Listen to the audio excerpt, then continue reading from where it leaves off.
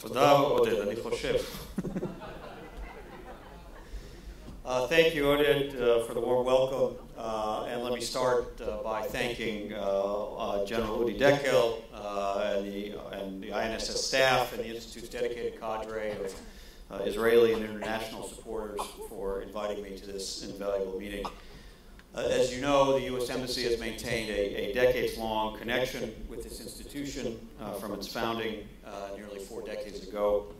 In the United States, we have our ideas industry, as it's known, and it plays a pivotal role in our national security community, generating new ideas and solutions, providing well-informed and reasoned analysis that enriches the policy and public discourse, affording opportunities for informal diplomacy and track 2 dialogue, and last but not least, offering a training ground and for policymakers to be and a place for some self-reflection, perhaps, if you will, for public servants once they step out of government. We believe that's a model that's fit for emulation and export, and we're very proud to maintain close ties with Israel's ideas industry through philanthropy, through partnerships between Israeli and American institutions, and through interactions with our government.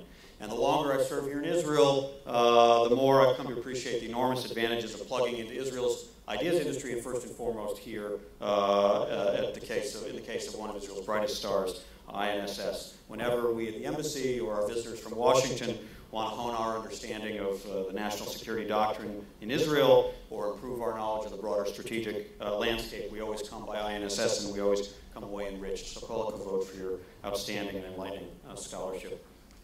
Now, I know that this panel upcoming, as it delves into the question of how to strengthen the U.S.-Israel strategic alliance, and I assure you that as a goal I heartily endorse, it's likely to get into some of the hot-button issues in our relationship that have been making headlines recently. That's a worthy discussion, an especially worthy one for a distinguished panel like this, particularly a panel of ex-ambassadors.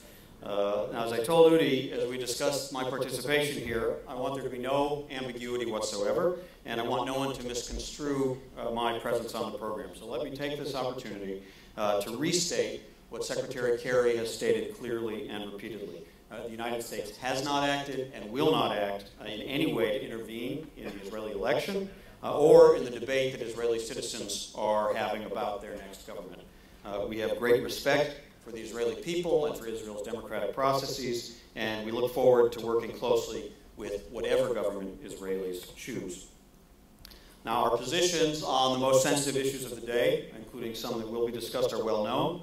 They're stated often by our senior officials in Washington, by myself, by our spokespeople, and so although we'll make reference to some of them, I'm going to defer to other speakers to address them in depth, those more hot-button issues that are defining the debate in this election season.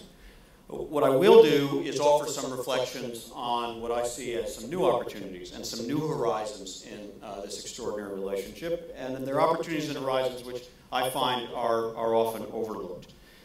I'll talk a little bit about 3 elements of the unique American-Israeli alliance, 3 pillars, if you will. The shared values, those core beliefs that animate how our societies conduct themselves internally and internationally, mutual interests, which we reinforce through our contributions to meeting each other's challenges, and an increasingly, but still underappreciated 3rd pillar, that's the pursuit of common prosperity, and I'll touch on each of those. We have values that we share. That's how President Obama described it when he visited here, and our relationship has long been anchored by those shared values, the first pillar of the partnership. First and foremost, democracy, liberty, equality, justice for all of our citizens. We share these commitments. This is in a world in which freedom still struggles to take hold. And in that regard, Israel and America are leading. We lead by safeguarding the rights of our own citizens to speak, to associate, to worship freely in an open and tolerant society.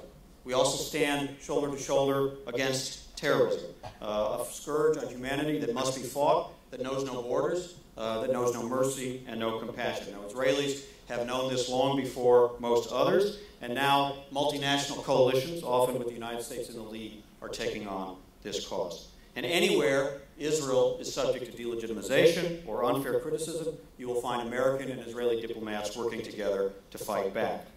We're standing together in the fight against anti-Semitism, which has surged in recent years and even reared its ugly head in recent days in the deadly attacks in Paris and Copenhagen. And we've made clear to governments around the world, including in Europe, that there must be zero tolerance for anti-Semitism, focused efforts to stamp it out, and greater protection for the Jewish communities that are its intended targets. We, of course, all of us are haunted by the Shoah, the Nazi genocide, one of the greatest calamities in human history, and which the international community failed to prevent. And with that in our minds, the United States and Israel are also united by a sacred commitment to prevent mass atrocities and genocide anywhere in the world. Israel and America share a common commitment to building a stronger international system for humanitarian relief. Our governments and our societies, our leaders, when it comes to disaster relief in places as far afield as the Philippines, Japan, and Haiti, and in responding to global public health crises like the recent outbreak of Ebola in West Africa.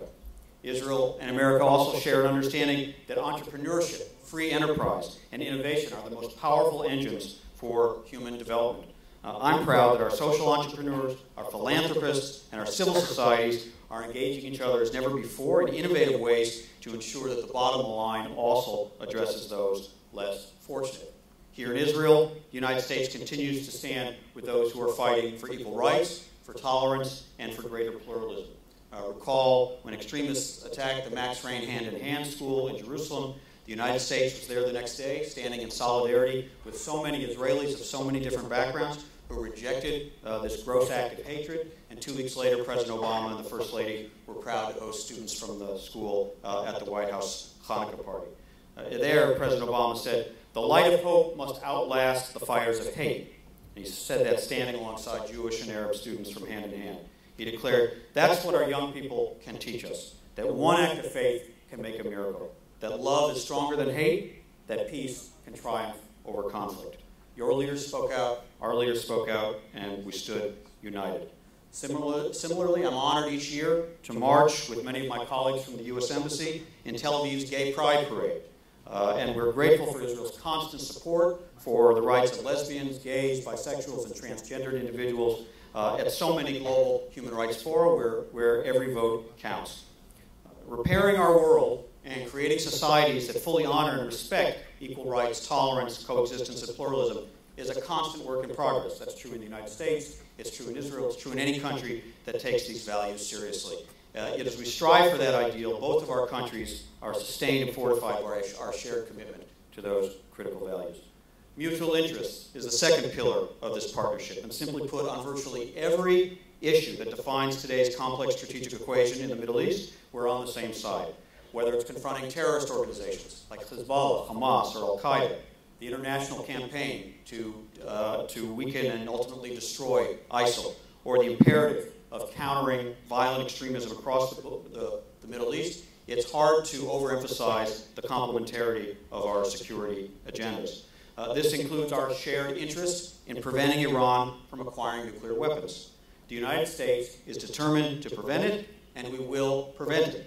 Our cooperation and consultations with Israel on this shared goal continue, even at moments when we may disagree on one or another aspect of the approach.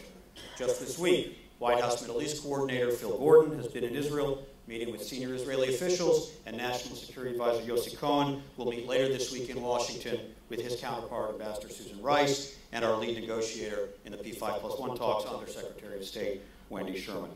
Likewise, we have a shared interest in a peaceful end to the Israeli-Palestinian conflict, achieved through direct negotiations in which two states for two peoples live side by side in peace, security, and mutual recognition.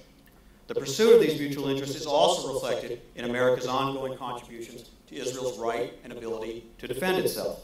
We support Israel's defense in myriad ways, whether through our funding and partnering on all three layers of the cutting-edge missile defense systems like Iron Dome, David Sling, and Arrow, or through ensuring that Israel has access to the most sophisticated American military hardware like the F-35 Joint Strike Fighter.